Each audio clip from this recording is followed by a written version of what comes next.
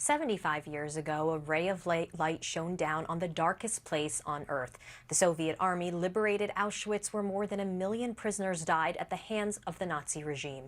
Today, survivors were joined by world leaders in a ceremony aimed at keeping that memory alive, as our World Affairs editor John Simpson reports. Each anniversary, there are fewer survivors, yet even after 75 years, there are still thousands of them left.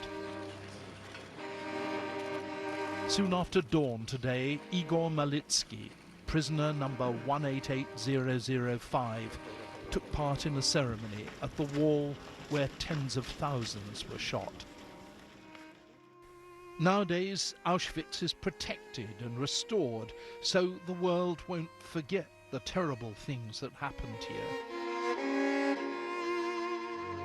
The infamous gateway to Auschwitz was covered over with a vast awning to protect the guests from the bitter cold of southern Poland.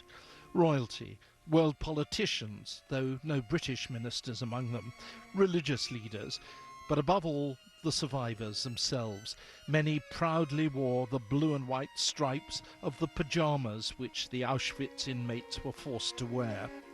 Rows upon rows of seemingly unremarkable elderly people who are among the last living witnesses of unimaginable cruelty, the worst crime in human history, here in this great factory of death.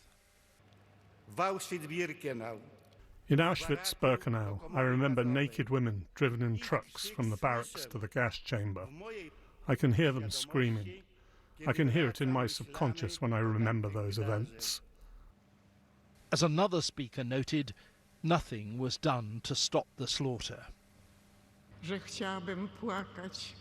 Maybe I would like to cry, because only with tears I can tell you about this past.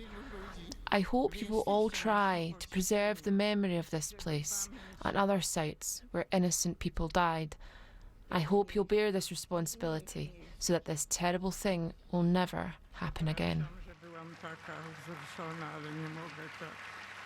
There were thousands of Nazi concentration camps, but Auschwitz was by far the worst.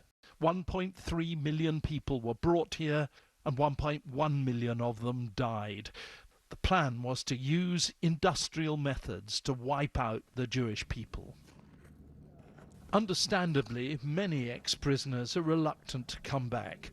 Among them, Chaya Frisch, who lives in Israel. She was sent to Auschwitz from Hungary at the age of 20 with her parents and sister. Now, though, she's decided she's got to show her daughter what it was like. With 70 others, she was jammed into a railway truck like this for 3 days with no food or water. Her mother and sister survived with her. Her father was sent directly to the gas chamber. Her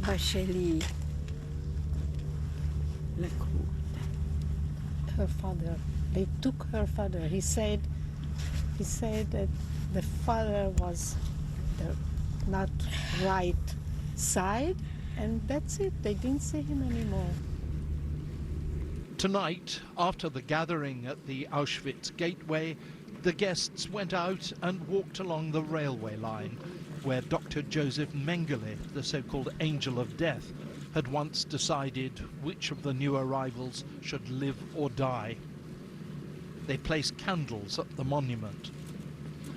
This terrible death camp was planned to wipe out the Jewish people. It failed utterly. John Simpson, BBC News, Auschwitz.